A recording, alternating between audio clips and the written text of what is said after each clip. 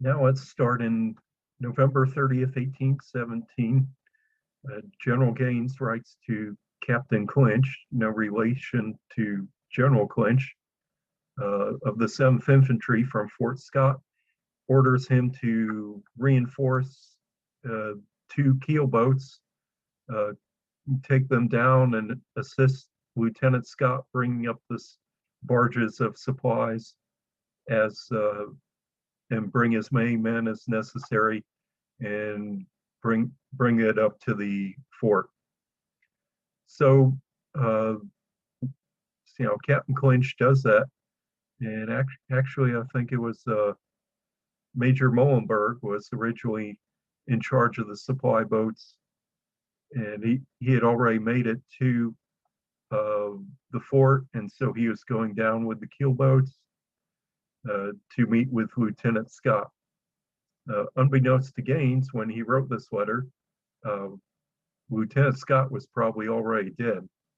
So let me take this is actually a copy from the microfilm of the actual letter of the report of the what they call the Scott Massacre or Scott's Battle.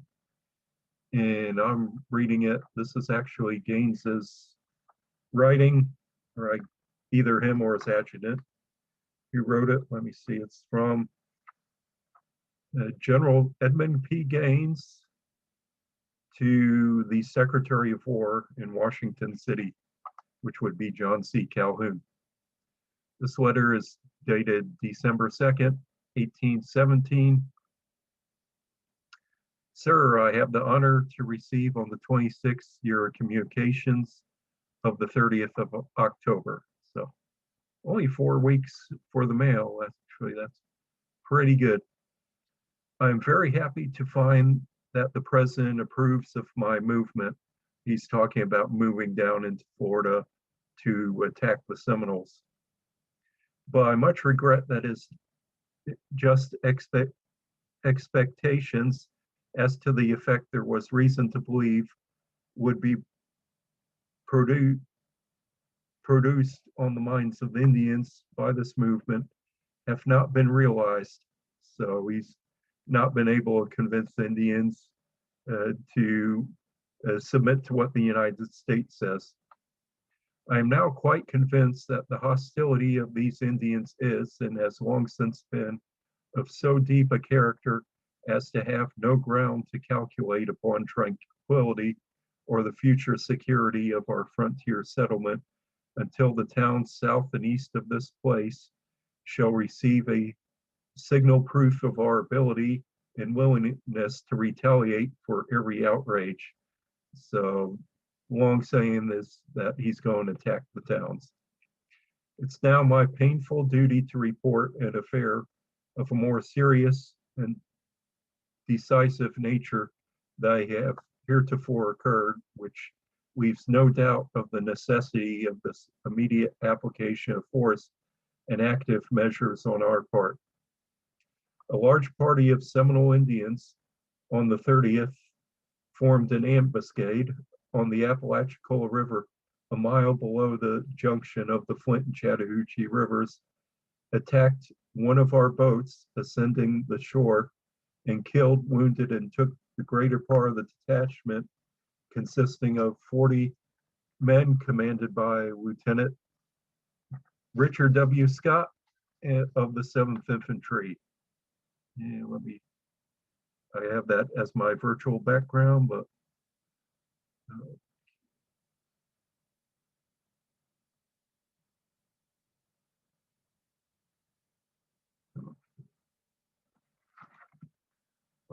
first, I'm sorry. First, I have to do a share screen. Okay. Sorry about the delay.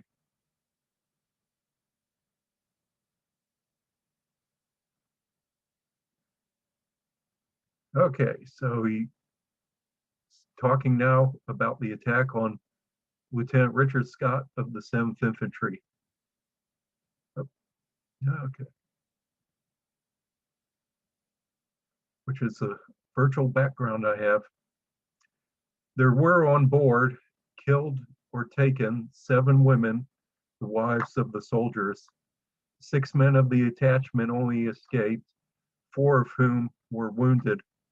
The report that the strength of the current at the point of the attack had obliged the lieutenant to keep his boat near the shore that the Indians had formed along the bank of the river and were not discovered until their fire on the first volley, which Lieutenant Scott and his most valuable men fell. So this is the attack on there. And that was at Chattahoochee Landing on the Apalachicola River, south of Woodruff Dam today. You can actually drive to the place. There's a couple Indian mounds, a historical marker for there, which I've shown on our videos. The lieutenant and his party had been sent from this place some days before to assist Major Molenberg in ascending the river with 3 vessels laden with military stores brought from Montgomery and Mobile. The major, instead of retaining the party to assist him, as I had advised, retained only about 20 men, and in their place put a like number of sick with the women and some regimental clothing. The boat thus laden was detached alone for this place. It was due to Major Molenberg to observe that at the time he detached the boat, I have reason to believe he was not apprised of the recent hostilities having taken place in this quarter. So Army had just attacked Foultown. The Major Molenberg and Lieutenant Scott didn't know it at the time. And they're traveling up the river right close by. It appears, however, that Lieutenant Scott's letter received about an hour in which he was attacked. So he had sent a letter ahead by an Indian runner, and General Gaines received it probably about the same time Lieutenant Scott was attacked, that he had been warned of the danger of coming up the river. Upon receipt of this letter, I had 2 boats fitted up with covers and portholes for defense and detached Captain Clinch with an officer and 40 men with an order to secure movement of Lieutenant Scott and then to assist Major Molenberg. So I guess Major Molenberg's further down the river. This detachment embarked late in the evening on the 30th and must have passed the scene of the action below at night and some hours after the affair terminated. So Captain Clinch with the armored keelboats from Fort Scott, they passed right by Lieutenant Scott's boat that had just been attacked, and it's at night, and apparently they didn't even see him there. Their attack's over, nobody's left alive there. I have not yet heard from Captain Clinch. I shall immediately strengthen the attachment under Major Molenberg with another boat secured against the enemy's fire. He'll therefore move up with safety by keeping near the middle of the river. So, he's sending boats down to assist Major Molenberg, which I guess is further down the river. I shall moreover take a position with my principal force at the junction of the rivers near the line, that's the international border with Spanish Florida, and shall attack any force that may attempt to intercept our vessels and supplies below. As I feel persuaded the order of the President prohibiting an attack upon the Indians below the line has reference only to the past and not to the present or future outrages such as the one just now perpetrated, and such as shall place our troops strictly within the pale of natural law, where self-defense is sanctioned by the principle of self-preservation. The wounded men who made this escape concur in the opinion that they had seen upwards of 500 hostile warriors at different places below the point of attack. Of the force engaged, they differ of opinion, but all agree that the number was considerable, extending about 150 yards along the shore in the edge of the swamp or thick woods. I am assured by the friendly chiefs that the hostile warriors of every town upon the Chattahoochee prepared canoes and pushed off downriver to join the Seminoles as soon as the uh, ascent of my movement from Alabama reached them.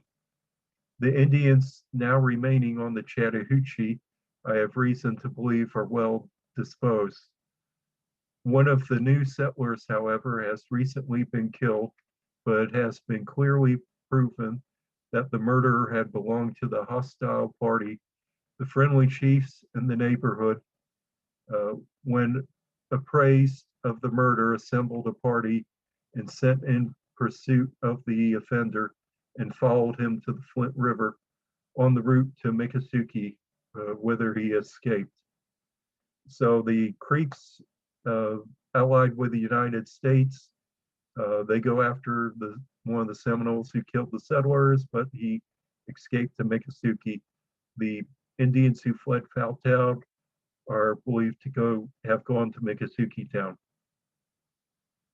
Ennis Hajo and several other friendly chiefs have offered me their services with the warriors to go against the Seminoles. I have promised to give them notice of the time that may be fixed for my departure and then to accept their services. And he's referring to more letters that he enclosed, which I'll just briefly go over in a minute. Several of the chiefs reside south. I guess he's talking about the Seminoles, south of the Spanish line and west of the Apalachicola River. It was expected by the chiefs that I should communicate to them my views and wished I felt authorized to say but little, and I deem it necessary in what I should say to endeavor to counteract the erroneous impression by which they have been misled by pretended British agents. So, they're saying the British had kind of caused the Seminoles to do this. I hope the president will see in what I have said nothing to disapprove. I have full persuaded a report of the various talks which I've reviewed from the chiefs, which show the propriety which I've said to them.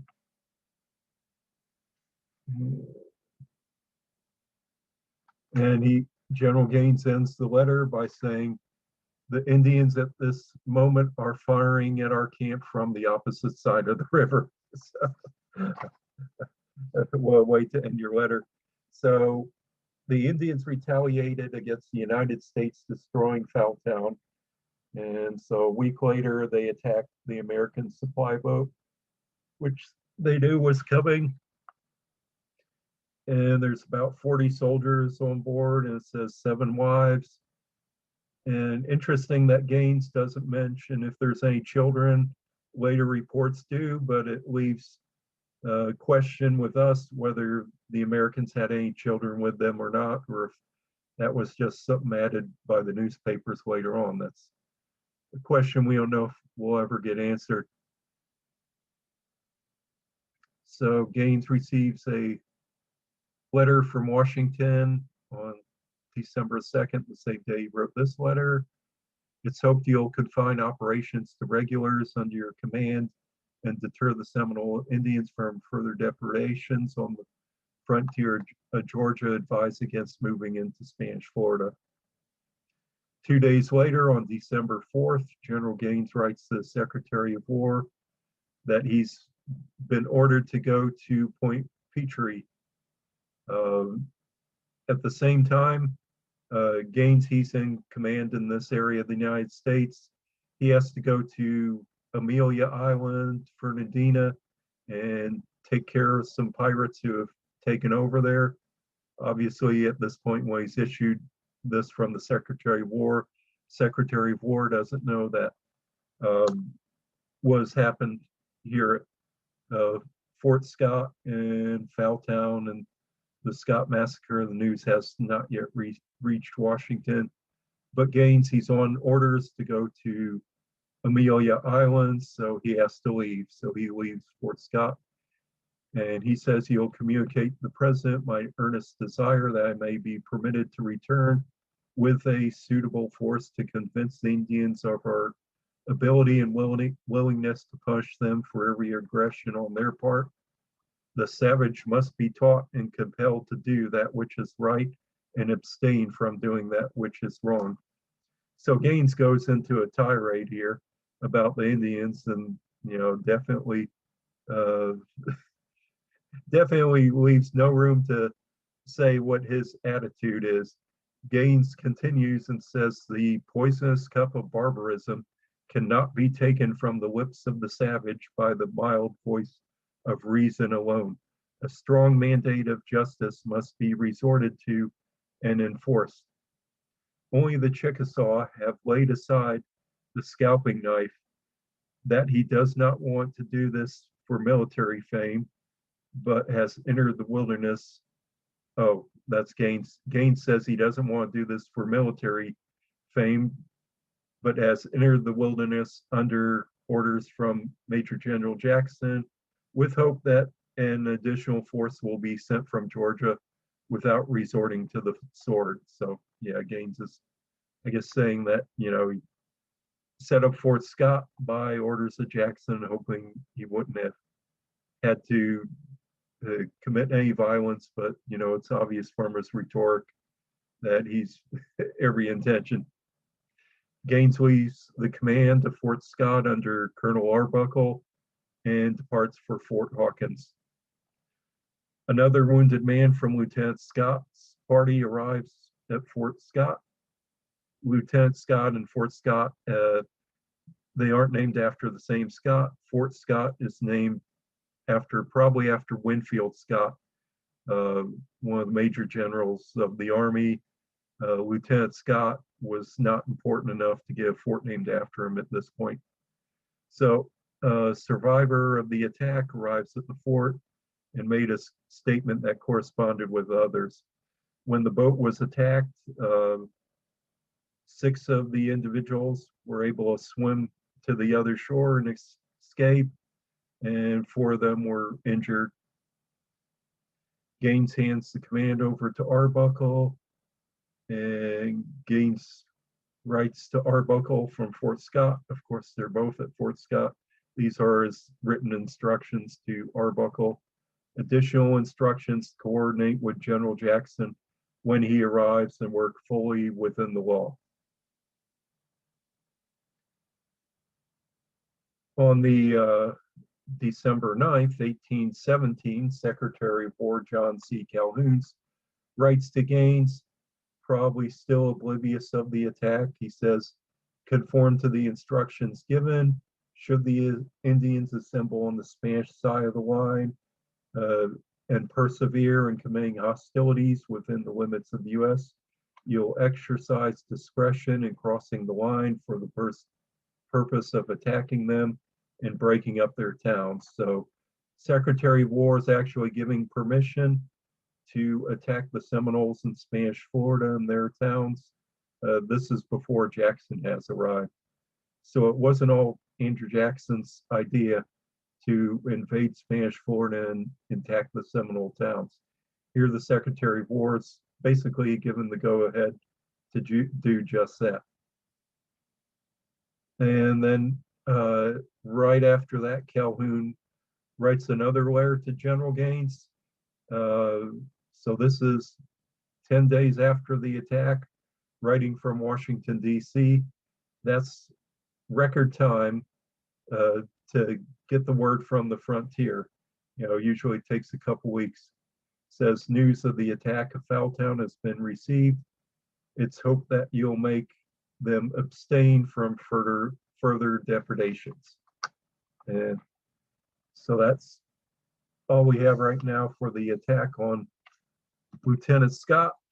Here's another image from the time period of the boat moving to shore. Is probably a bigger barge than that, but similar to what really happened. Kind of interesting. I have reenacted with the 7th Infantry, who represents the unit of the soldiers in this boat.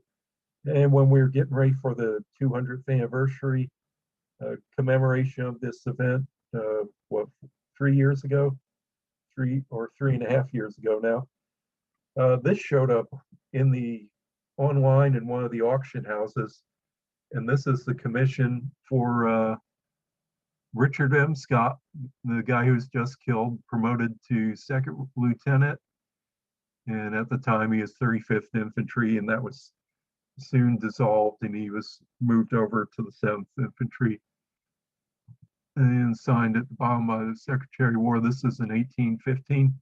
This was actually his commission to second lieutenant. And so that's interesting. But what's more of a mystery is where it showed up is on auction house, and Major Twiggs, who attacked Foultown, so Gaines, Twiggs, and Arbuckle, started 41 years of warfare. I'll say before this, we have the destruction of Prospect Bluff, Negro Fort, and that was more or less somewhat of an isolated incident. After that was destroyed, it somewhat calmed down for a few months, but tensions were high. And of course, before then, during the War of 1812, you have the Patriot War, where Georgia militia soldiers had involved regular Army and Marines, were trying to take Florida. That came down and took Fort Muse and set up a shop there, but had to leave because they ran out of supplies. The Marines were attacked in 12 Mile Swamp. Georgia militia went and attacked Painstown, mortally wounded King Payne. But that was considered more or less some action that was going on another theater during the War of 1812. That could be considered the start of the First Seminole War. But after it was over, you have the Battle of New Orleans, and then was about 18 months later, you have the destruction of Negro Fort. And so now we're at the end of 1817, about a year and a half later, we have incident, the killing of the Scott Massacre, Scott Battle, whatever you want to call it. And this time, this is the incident that involves the Army.